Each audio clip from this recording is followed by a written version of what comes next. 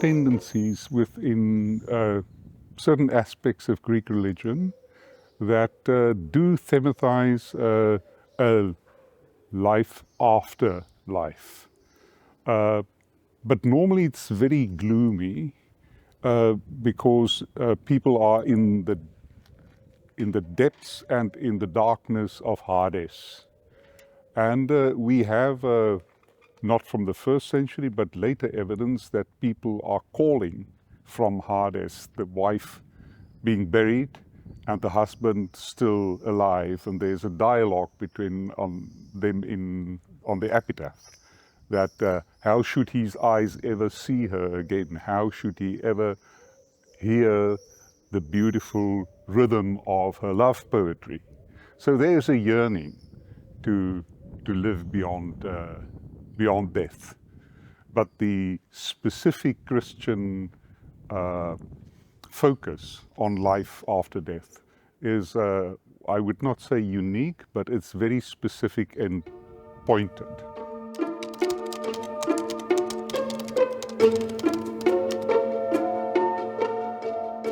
Yes, again we have later evidence that Christianity was praised for, amongst others, 3 things.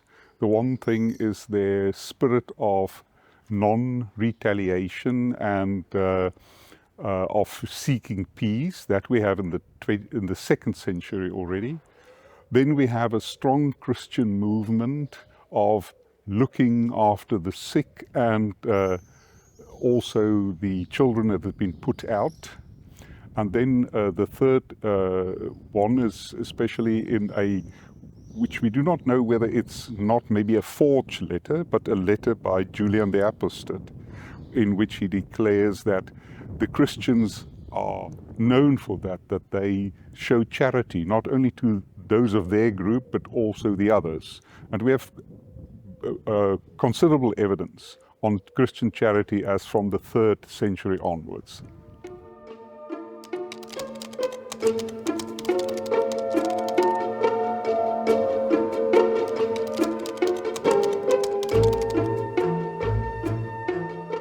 Well, to start with Paul, I think it's easy. Paul is of the opinion that Christ did not die for Christians alone. His death was for everyone. So it is the conviction about the universality of salvation, which means that it has to be spread to everyone.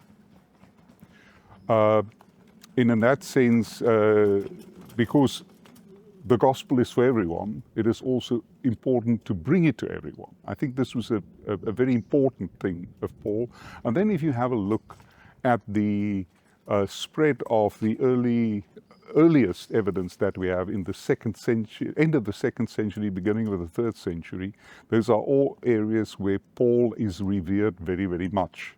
There's also another tendency in other places amongst Ephesus, and we have it in later Greek areas in Attica, that the light, Christianity as the bringer of the light, and Christ as the light, is a very important topic. And against, I would place that over against the darkness and the gloominess of Hades.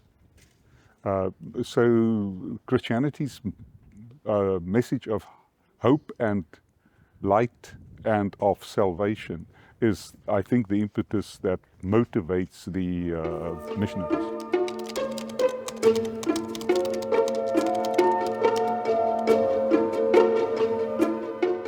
I do not think that plays such a large role in areas beyond, shall I say, Syro-Palestine. There are in the formulas of imprecation that you have at the end of grave inscriptions. If anybody would put other bones in this grave, he would have to reckon with God, or the day of judgment is even then. And there are inscriptions that also mentions the trumpet that would be heard as a kind of a Pauline quotation. But the mere fact that Christianity develops the terminology of here lies so-and-so, or say koimeterion, sleeping place of so-and-so, is that Christianity reconceived death as sleep, which is a Pauline tradition, those who fell asleep in Christ. And they definitely regarded death as a transitory period until the coming of Christ. But I think the focus was not so strong again, still, that Christ should come as within the next few decades or so. If that were so, why would you put up a gravestone in memory of the family?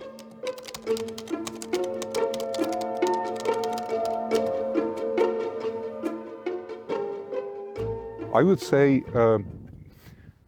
we must always understand what the past is.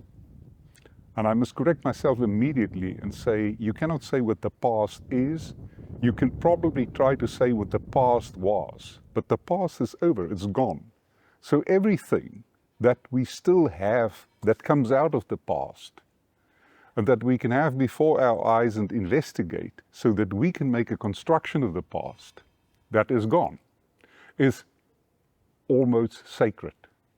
So, that is, in that sense, Christian epitaphs and the text on Christian monuments are not a big exception. They are to be treated as the remains we have from the past, with the seriousness we have, because we can be happy for every shred of evidence. But the specificality of funerary inscriptions, or inscriptions generally, those are original texts. They have not been inscribed or so. And they are really, in the true sense of the word, rooted in a specific location. So they are easily locatable. They're difficult to date, but now if you take the Gospels, there is no consensus in the scholarly community about the place of origin and the place of readership of any of the Gospels. But if I find a gravestone near Konya or Iconium in Turkey, I know this person really lived there and that was his name. And that is a great benefit.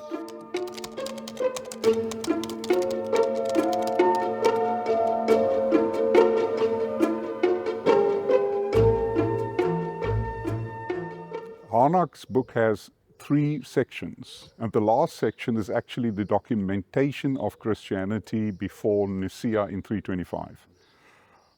My problem with Harnack's book is he wrote the 3rd part after the other 2 were more or less there.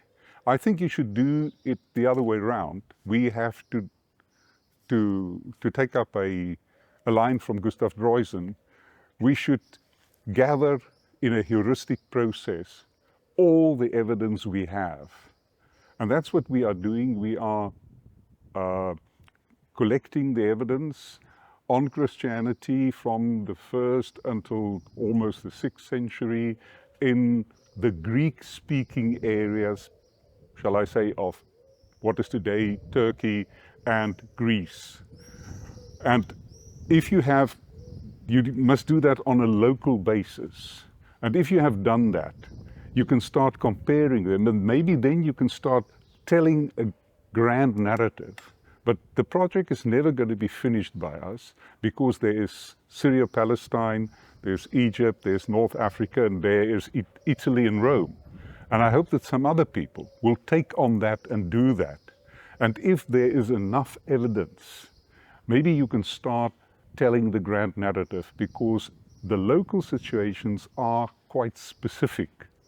And Harnack's grand narrative, in many points, do not comply with the evidence we already have. There are things that is true. Harnack also underlined the importance for instance, of the military, also underlined the importance of Christian welfare.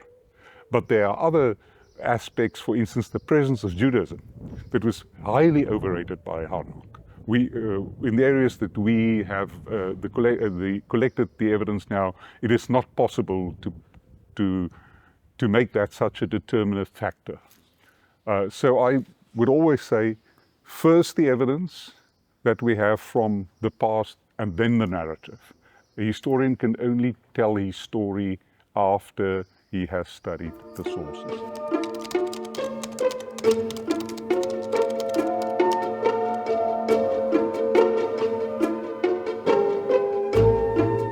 I'm not fascinated by my own research, but I'm fascinated by the research of some of my team members. And I think the important thing is to remember Christianity is if you call it a religion that has historical roots. And these formative years of Christianity very much contributed to the identity of what Christianity initially was.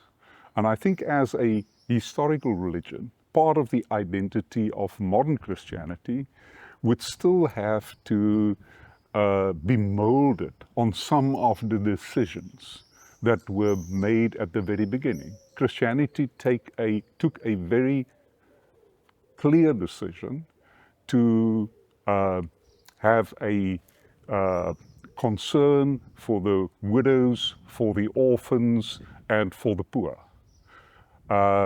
And to distribute inheritances on a just way in the bishopry and so on.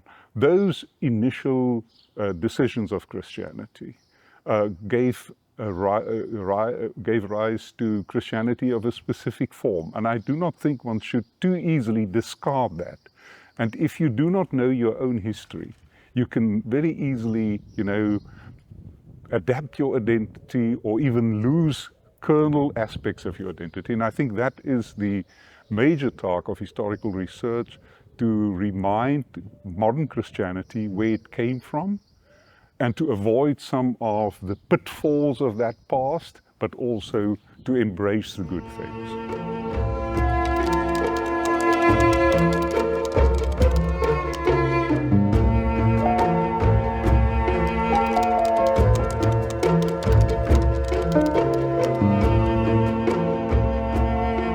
I'll take two examples. The one example is, you can see that from texts in the Apologist and other texts, how important the Greek tradition of virtues were, but they were always combined with the Jesus tradition of caring for the poor, not retaliating, loving your enemies. The other thing has to do with Paul.